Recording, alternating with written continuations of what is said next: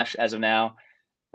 We've collaborated with some people on certain projects, when it was like the right fit, and we launched products with people. Yeah, but it's just us two. Okay. Well, and how did you meet each other? Did you know each other before? Because I think I'm always interested in sort of this collaboration stuff, because up until a few weeks ago, actually, I was very much a solo no coder, and I've been really lucky to find a co-founder, that dude Dennis, who's joining me on the minimal viable stack product that we're doing. But it's taken me a long time to find somebody. How did you find somebody that you're now working so well with and so productively? Yeah, so it's finding a co-founder is like really hard, and a lot of times when I hear stories, it's like, I mean, there's some like patterns you see, but a lot of times it's just like kind of random. I guess sometimes you'll find them on Twitter, sometimes you'll find them at like a startup hub or something. For Ash and I, we were both in that 0 to 1 makers group. So when we met in person, Ash would hop on video and kind of do his updates as well. It was pretty important for, I think, both of us, where we kind of separately, we were building stuff and making stuff. And I always think it's like important whenever you go in with someone else on something that you both care about, that both people are already exemplifying the habits that you like want your co-founder to be doing. Like, people don't change like that quickly. Yeah, we were both building projects in Nocode separately. And then when Bad Unicorn started, Bad Unicorn started off off an idea I had previously, which was the first, I built like, I don't know, 4 or 5 projects that were really, really, really bad, like, products. They were just kind of learning Webflow, and I was launching things. And anyways, this is a long-winded story, but I'll continue. I launched something called Random Pizza, which was the first thing I launched that had a little bit of success and had some early users. And the idea was exactly what it sounds. It's a subscription service that sends you 2 random pizzas once a month. And so from that, it was like a silly kind of gag subscription service. But through that, I kind of realized, like, I love these like bad, funny ideas. Maybe it's bad, maybe it's good. And so that kind of like, and then also only took me like 2-3 days to build. So I was like, why can't I just do this like every other week? And anyways, I guess now I'm getting to the Ash part. I was like, I'm going to start doing this. I talked about it in our group and like asked for feedback. And then Ash and I kind of chatted more. And we're like, let's do this together. Like, we both build different websites. Like, we can kind of like, certain times you can build, certain times I can build. Yeah. And so that's kind of how it all started. Awesome. So you've got kind of a lot in common and sort of take it in turns, which is great. And I want to come back a little bit to that sort of bad pizza, or what was it? Random pizza. Yeah. Yeah. Random like, I pizza. love that. That's such a great concept. I might actually steal that and like actually just build it in the UK. I'll give you some form of credits or something like that.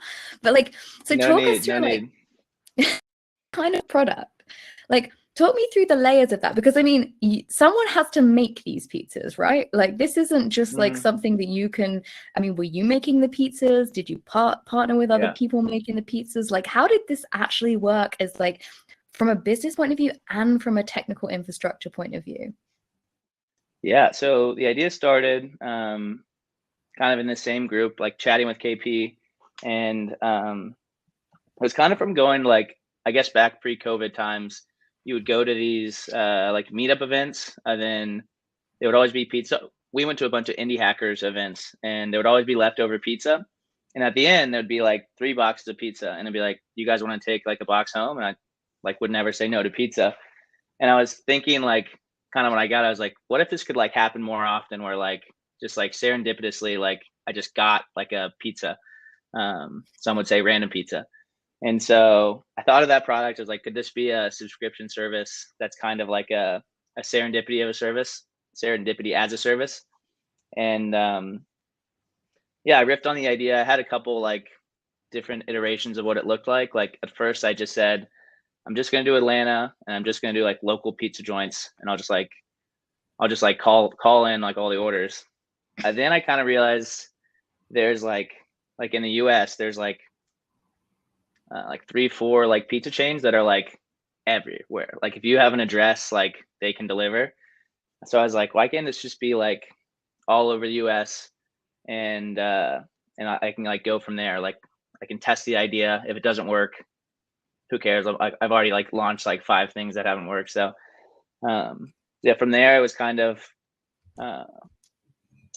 figuring out like how I was gonna send those pizzas, and it was just like using these chains and using like the online delivery. So like I could schedule pizzas, and I would schedule those pizzas in bulk. So like we had like 48 signups or something from our product on launch, and then just whenever like the month came around and I looked at their like times, I guess I'll go to the build. But anyways, it started with a Webflow website, and just Webflow site with some funny copy. Most of the copy was kind of self-deprecating in nature, where like we were kind of like making fun of the idea while like pushing the idea. And so the stack is a Webflow website, a Gumroad subscription sign up, a Typeform for like data, so for people to put in all their information, so their address, the times they want the pizzas delivered, like the days of the weeks they're willing to have the pizzas delivered, phone number, like all of the normal things for a sign up. So Typeform for that. And then maybe there was some Zaps in there as far as like just automations that like send confirmations, and and then that was it for the start. And so the first couple months were difficult because it was, I guess the first like 2-3 months were difficult because I was like manually sending all these pizzas, and so it was somewhat time consuming. Later I figured out a way. Were they making the order with you, and you're pretty much basically the guy ringing up, ordering everybody's pizzas for them? Is that kind of how the front end and so you were the back end booker? That was step one? Yeah, they're basically prepaying for a pizza each month, or 2 pizzas each month. So they'd pay me $20, and then at a random time, based on their preferences, they would get a cheese or pepperoni pizza, depending on what they picked. Awesome. I really like that though. And I think it's really important that we talk to founders and we talk to no-code makers about the importance of knowing that like a minimal viable product is a minimal viable product. Not everything has to be automated. Not everything needs to be connected. And actually, it was you putting in that graft that actually got it off the ground. Yes, the front end was managed, but if you put your hands up and said, you know what, like I don't want to sit here and order pizzas, that would have never worked. It required that kind of happy to do anything kind of attitude. So do things that don't scale, like approach, where it's like sometimes you just have to like Wizard of Oz it, or like kind of like let the users think it's like real, but really you're just doing all the work on the back end. That's for sure.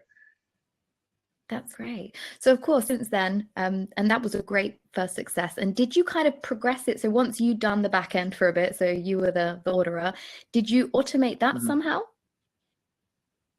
So yeah, we actually did. It was more difficult than we thought.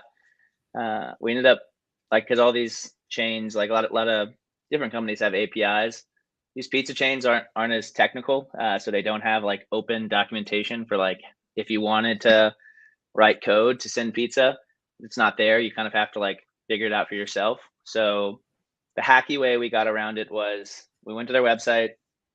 I like ordered a pizza for myself. I screen recorded, I think we like screen recorded my screen. And then I did like I think it's Command I or something when you're in Chrome, and it does like, and inspects the page. And so you can see everything that's happening when you press a button, when you like scroll, or like when something pops up, all that code like is displayed. So we kind of looked at that and found a way to like see their like API keys. And so once you know the API keys, you can like write something to like push and hit those keys and then like send a pizza. So yeah, that's kind of the way we figured out like a hacky way to automate the pizza sends. So did that require some level of coding at that point? Yeah, definitely. I don't know anything code. I know like a little bit HTML, but like nothing that would impress anyone. I have one of the people from the group, Michael Gill, super talented, no coder and developer. He wrote something that I think through Integromat is the way he does it. I think he can send the pizzas through there, but he had to write custom code, or we kind of first found a wrapper and then edited that. Yeah, I think that's an important thing as well to kind of talk about, is that yes, no code has lots of power, but it doesn't mean that there's be no use for developers and engineers. If anything, they're the ones that are going to bring power to our no code solutions as well. And collaboration is certainly something we should be looking to do between the no code space and the code space, and making it easy for people. I've actually had a question from our audience, and it's from Bambi, who says, so was it completely random pizza, or was it just cheese or pepperoni to choose?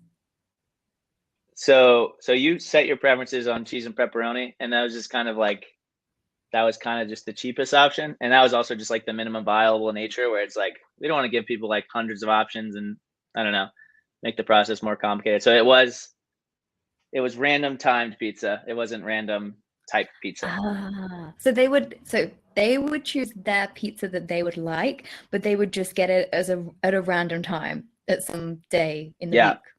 Oh, that's awesome. Yeah. So it'd just be like 3 p.m. They'd be like at their house or at their office, and then they would just get a call, and the call would be like, hey, like it's Domino's. And like everyone's first experience is the exact same. They like answer the phone and like, hey, we have your pizza outside. And they're like I didn't order a pizza. And then they like realize like, oh, and then they like go out, grab their pizza. Amazing. I mean, such a genius, like fun idea. And I think that's the great thing about this stuff, is that it's fun and it's food, like two of my favorite things. So since then, of course, you've come on a long way, and you've got like, how many products did you say, like 14 or 16? Yeah, we've launched 14 with Bad Unicorn, and then I probably had maybe 5 before that like, again, were like my early projects, didn't get a lot of traction. So let's talk about a couple of your projects in Bad Unicorn, because I think, maybe just like in your mind, just think of 2 or 3 that we can kind of run through, and kind of what the use case was, how they've done, and then maybe we'll drill down a little bit into the tech stack as well. Because I think, the thing is with no coders is that we're looking at this stuff and we're like, this is amazing, but how did they do it? And that's kind of what I want to drill into. So first of all, what's your favorite project that you've worked on so far?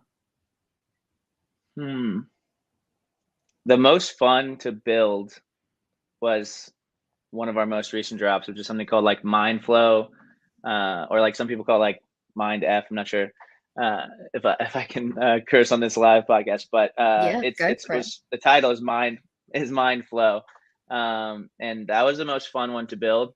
We just had it was Ash and I, and then we had a video team that helped us, and we also had an audio person, Edmund, that if you know him from Twitter. So we had like a bigger like group of people kind of collaborating, and it was also just like so random. So we built, I guess I'll talk about what the idea was first. It was a meditation app with occasional profanity, and kind of not only that, we made a bunch of meditations that were like hyper niche meditations for like very random things. So they weren't these like breathing exercise meditations. They were like Bitcoin's crashing and you need like you're having anxiety, and like you'll want like a Bitcoin anxiety meditation. Yeah, I don't know if you know, but I'm a Bitcoin trader, crypto trader. Yeah, and I can think of like, I know at least 10 people that would really benefit from having a meditation for when the Bitcoin price is going down. Amazing. For sure. Yeah. And so that was fun. I'd say the most successful one was that we've had to date, and we've had like a lot of duds, but we also like knew this going in. We're like, when you launch this many projects and this fast, like you're going to have duds.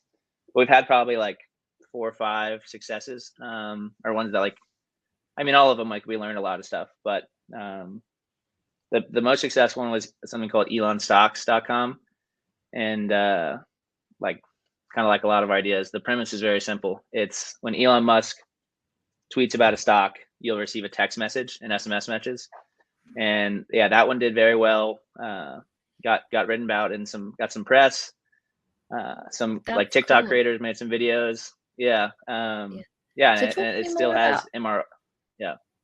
Yeah, I was gonna say, talk to me more about how you built that, because I think a lot of people are quite interested in tagging, like using Twitter in some way to act as a trigger for an action. So talk to me about that process. How did you end up designing and developing something that meant that Elon triggered a text message? Yeah, so this was, we actually built this one. So we drop every Friday. We came up with this idea on like Wednesday night or like Thursday morning, like something like 44 hours before our like Friday drop, because it was all the Wall Street bets and like Reddit investing drama. And so we're like, this guy, like Elon Musk is tweeting a lot about stocks, and every single time without fail, like the stock price shoots up. So like, let's just like build something funny based off this, and maybe it's a little useful too. But yeah, so that was kind of the premise. We built a website and card, and we knew we didn't have to put too much information because it's, I mean, everyone's like aware that like Elon Musk is like a influential person, and like he kind of like impacts the stock price of whatever he's talking about. So we only made a one pager. We made sure it was like super simple. There's really only like a couple elements on the page, and we kind of modeled it off Morning Brew's website, which is literally, you can't even like scroll on Morning Brew's website. It's basically just an email box that says like, put your email here. And so we did the same thing with phone numbers. And yeah, so the Stack is a card website that Ash built, and it's a beautiful website. We used some zaps to send to like push to Twilio. And so Twilio is the third thing we use, which that sends all of our text messages. And that was a little more technical. And I guess even between Zapier, there's Airtable. So it's Card, Zapier, Airtable, and Twilio are the main things that put it all together.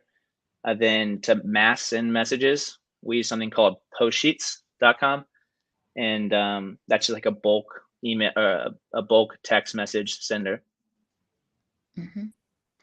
And just maybe if I haven't got this clear, how did you recognize when Elon was tweeting about a stock or share? Was that a manual process, or how did you do that? Yeah, so the process is we have a Zap set up where whenever he tweets anything, we receive a text message. So through the same Twilio app, we receive a text message immediately with like a special like a special ring to make sure we kind of know. We also have these like Twitter notifications on too, and have turned off like I've turned off all other Twitter notifications. So it's, if I see that Twitter icon pop on my phone, I know it's from Elon Musk. And so yeah, so there's kind of like two ways that we like receive those notifications, just in case for whatever reason there's like a failure point in the Zap or something. Mm-hmm. And so right when we receive that, either Ash or I, we immediately have like an automation on our phone where we like click a shortcut. We have the link to the tweet like copied, and we write like a short like 2-second like or like maybe 5-word blurb on like the tweet that's like somewhat jokey. Awesome. So that's kind of the process. Yeah, and I think it's good to reflect on the fact that there is some manual processes in these systems. You know, they still do require automation. It's not like a passive income. You're not sort of sitting there and money's coming in and you're getting rich. It's like, it's hard work and stuff. And I mean, how much were people pay? Were you charging people for these like updates? How much were people paying for Elon Musk updates?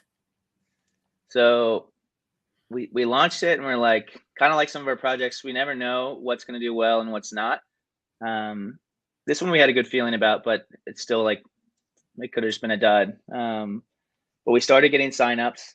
Then probably in the first couple days, we had like 3,000 signups or something like that. which was a lot of we started off with like a 3-day free trial, or a 3-tweet free trial, and that was like good if we had like 100 or 200 or 500 people sign up. It was a lot more difficult with like scale, and so in total we've had like 9,000 people sign up, and that's a ton of money. Especially we didn't just do domestic, so we did international numbers as well. And for Twilio, it costs like 10 times more to send an international number than like a US number. And so it got expensive whenever like we sent tweets. And so even when we launched the first product, we didn't have payment set up. So like no one could buy the product. It was like a free trial product to see like if people were interested. And so like there was a time when we didn't have payment set up at all, and we were like, I don't know, like $1,200 in the hole. And so like if we like put payment on the website and no one purchased it, we were just going to be like out that money. Luckily we had like a big enough sample size where we've recouped that money. But yeah, so we had a bunch of signups. We had to upgrade all of our accounts, which was Twilio, which was Zapier, which was Airtable, which was Postsheets, which is this thing that sends these bulk messages. And so we had to upgrade all these accounts. They like all kind of broke because we like maxed out really fast. But yeah, eventually we added payment to the website. So we added a Gumroad page where you could sign up for a subscription. For these first people, we only charged, we initially said like on the site, it was like $1 a week, like $4 a month. And so we did a trial for all those people who had signed up previously. And then we're like, let's like push it to $10 a month. Like it's kind of like the Tim Ferriss approach, where it's like if it cuts in half the number of signups, we're still like good and we have less like people to deal with. And so I think that was like right decision. We didn't want to like, Elon Sucks is a fun project and it's doing well, kind of still to date, but it's not something we want to be doing like spending all of our time with. And so so kind of after a certain trial period, we like sent another message. We're like, we're upping it to $10. And so now it's $10 a month. And yeah, and so that makes at its peak, it was like $750 a month MRR, and we've had some churn, but in total we've like the last 2 months like $1,300 something just on like kind of sending a couple tweets. Cool. Well, it's really nice to see sort of how that is sort of gone from here to kind of creation, which was free, and then it turned into a premium product. And I suppose, is this cycle, this kind of like ideation, free version, paid version, is that how all your ideas work? I mean, is that your general kind of approach to products? Because I mean, Jacob has asked, you know, can you tell us about your approach to marketing these funny product ideas? And yeah, and how much response? So do you feel like you're marketing in a traditional sense, or are you kind of just pushing ideas out there and just seeing what lands? Yeah, so we have we try to launch just based on like what we think is the funniest and most timely idea. And so we try to keep a balance of launching products that are we call them revenue generating and engagement generating. And I think we kind of got this from people at Mischief. I heard their founder talking on the podcast, but they have this balance of ideas that are meant to just like be fun and free, like no payment, almost like content. So you launch a product and it's just content for like people to go to the site, sign up for like the newsletter, for our newsletter, and then occasionally products that like are meant to generate revenue and hopefully generate like monthly recurring revenue. And so yeah, so we strike a balance between products that are just meant to be fun and free, and then maybe products where like some people will pay money. Yeah, cool. And where's your typical sort of distribution channels? And like, where do you talk about your products the most online? Yeah, so Twitter's by far number one. I wasn't a Twitter user when Twitter like blew up, but I just joined like 2 years ago, and now I'm hardcore like Twitter addict. So talk about a lot of the products on Twitter. That's like I guess the second place we launch. The first place is we send it out to our newsletter audience. So we have an email newsletter, and they're the first people that find out about any of our projects. So we'll send it to them first. Then we launch it on Twitter. Kind of based on that, we decide like, all right, like, do we want to like go in and like do a product hunt launch and try to get more engagement? From there, we'll post kind of all over like tech, like all over like anywhere that like kind of like indie hackers is a good spot. And that's either like we'll post like a lessons learned on the product we built, or a milestone that we like hit on a certain project, or like kind of like does anyone have any questions about this product build? Like, here's the stack. So we share our stack openly with all our projects. Then like Reddit is a good spot. So with Bad Unicorn, we look at it as kind of like a road trip where we're building a product for like meditation, and then we're building like a stock market product, then we're building like a random product in this other niche. And so we jump around like these markets a lot.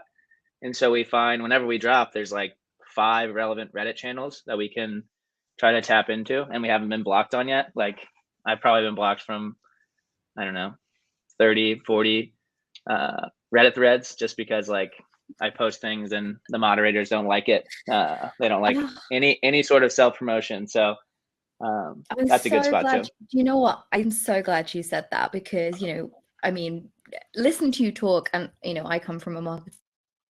You talk, you sound like you are a marketer, you just don't call it marketing. You're looking at trends, you're looking at engagement, your content. I mean, we call that lead magnets, which are things that people don't have to pay for, but bring them in, they sign up to emails. I mean, how many subs have you guys managed to like get for your emails? So we're at in total like 6,000 something email subscribers across like all the things we've built. Yeah, and in marketing, we know that actually going back to your existing marketing email list is going to be where you're going to be driving most of your revenue from, because these are people that know you, they trust your work, they love what you're doing, they want to be part of things. And, some of your products might not appeal to them, but other ones are like, yeah, that's awesome. We'll totally pay for that. And, and that's a great thing. But yeah. We're going to come to the end of the podcast session here today, Whit. So before you go, Is there anything you want to share in terms of where people can find you, what your projects are, or websites and things like that? Yeah, so places you can find, mainly I'll just plug Bad Unicorn, like at badunicorn.vc on Twitter. Then it would be awesome if you sign up for our email list at badunicorn.vc is the domain. And that's us. Right. Thank you so much for the podcast session of this, Whit. It's lovely having you. Yeah, thanks so much, Natalie. I had a blast. Great. So everybody, as you are on the live stream, you are getting to have some extra content. So we have our producer who is live on the questions and the comments. So I think, let me just find where we are. We'll go to the chat now. So we've generally got some like just messages of support, like, hey, we're loving this stream. Other things like that, thanks so much for the support. Codeless podcast comment. I don't know what that means.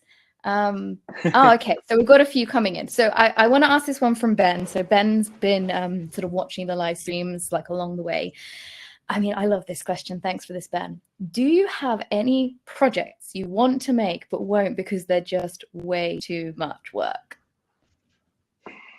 We definitely do. Like, so we have a idea backlog of all of the all the bad ideas that either we've come up with, or we've had people tweet at us, or we've had people add to our website list. So we've got a ton of ideas that are probably out of our technical scope. None come to mind particularly. I guess one is kind of like physical products. We have a bunch of physical product ideas that we feel would be like maybe home runs or maybe duds, but ones that'd be fun to build, but it's just so much more work to get like distribution or get someone to manufacture the products. So none specifically come to mind, but yeah, I guess physical products is like something we'd in the future maybe want to explore. Cool. I mean, I'm just thinking about like you mentioned that maybe the digital projects might not be something that you have the like capacity to do technically, but I mean, had you thought about potentially, you guys are good community builders, you have some banter behind you, what about like just starting a Reddit thread and like creating some sort of movement to create some sort of product? I mean, they managed to affect GameStop with a Reddit thread. Why don't you guys like do something similar?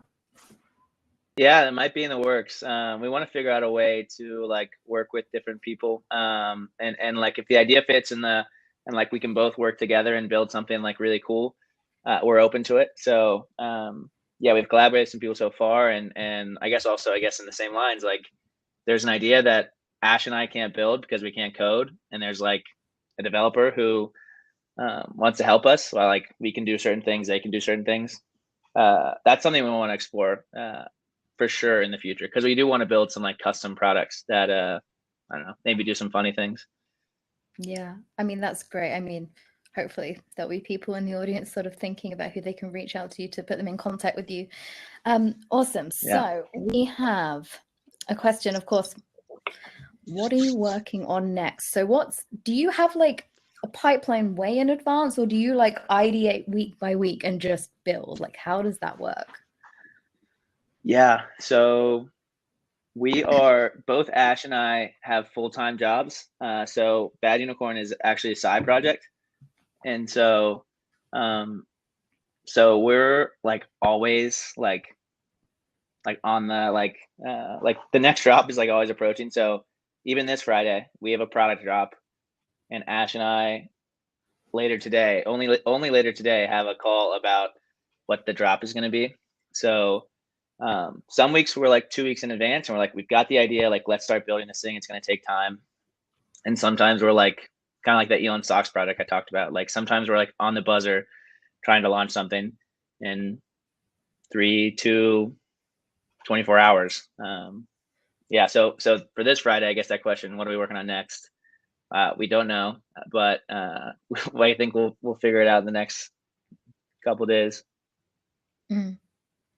So we've just had another question from Jacob, and we did cover this, but I think it's important if there's new people coming into your live stream, just to say, where's the best place to stay tuned about what you're launching next? So is there, I mean, did you say there's a mailing list, or is it Twitter the best? Like, where should people go?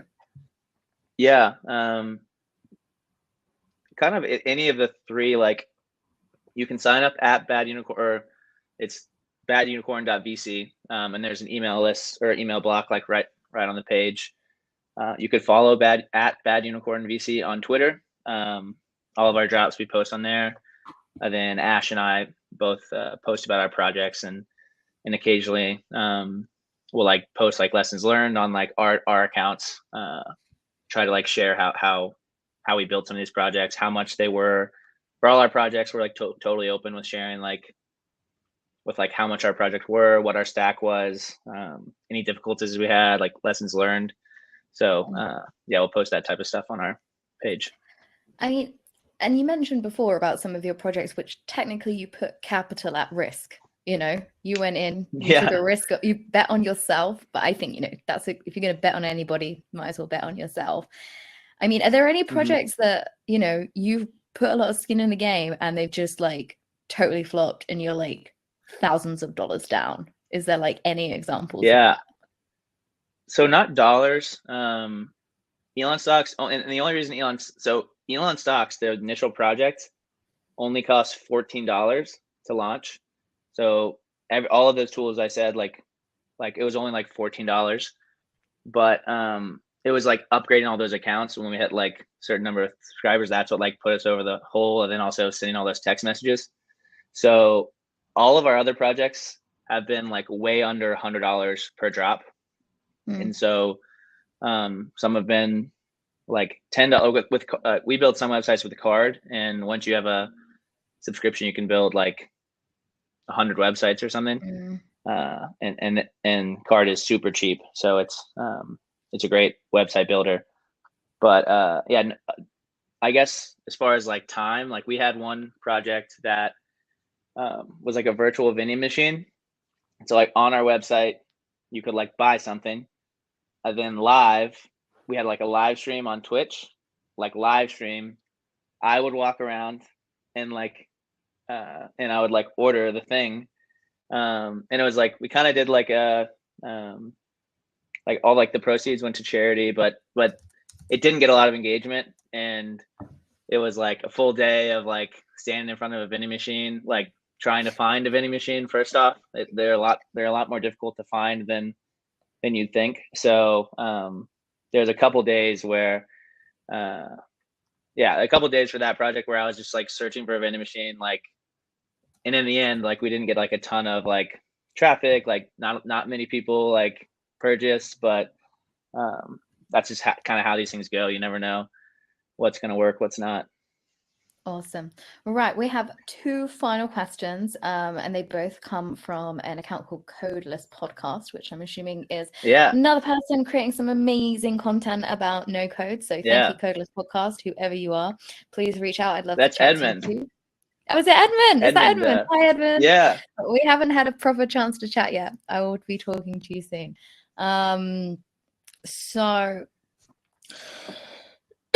So what are the bad unicorn angels and how can they financially support your project? Now, I think I had a look at this. I was going to ask you the same question, actually. Like, you scroll down to like the bottom of your website and you can give you a certain amount of money. Is that kind of like where that is? Yeah, it's kind of like that. So we kind of launched this, I don't know, maybe a month or two into Bad Unicorn, and most of our projects were just for fun, just like for enjoyment, entertainment. So we decided like to drop we call it like Bad Unicorn Angels. Kind of a pun where it's like unicorn companies are billion-dollar companies. Like you can become an angel of a unicorn company, like an angel investor. And so it's just a way, like if you're a super fan of Bad Unicorn, or you want to support us in a way that's not like sharing, like, or if you want to support us financially for some of the products, you can like sign up to become an angel, pay anywhere from $5 to however much money you want a month, and well, like you get your own like unicorn card that's like designed by this cool like game company, and we like link that at the bottom where like you can go buy their game if you want, but a bunch of cool unicorns, and you get like a place on our website where it's like you're an angel of a unicorn company. Amazing. And actually, do you know what? I think I might ask you the last question, because this is kind of something that's on my mind, because I'm thinking about trends and what you guys do, and now your angel investing stuff. Have you guys thought anything about getting into the NFT space with anything? Yeah, so we actually, so the Bitcoin meditation we made, so we made a Bitcoin meditation, video team like wrote and like made it, and we were just like and NFTs were hot, so we like turned it into an NFT, so like tokenized it and put it on this website called Zora, and someone placed a bid on it for like $200 something. So I'm not sure if we're still in limbo, where like we still have an NFT or we sold an NFT, but that's all we've done so far. But I don't know. I feel like it's not going to go away, so we might have some other opportunities to like make things that people can like purchase.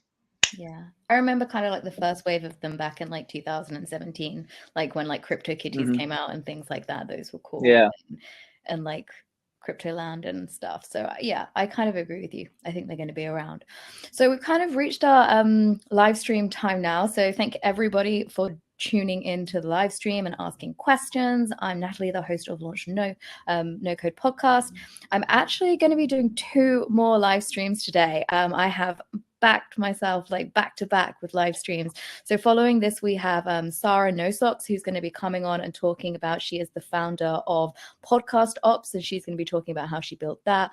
And then later on, we're going to have the co-founders from shoutout.so. So if you want to come and watch those guys talk about shout out, I know lots of us are using the application. So please do come and tune in, support your fellow no coders, ask them difficult questions, and just have fun.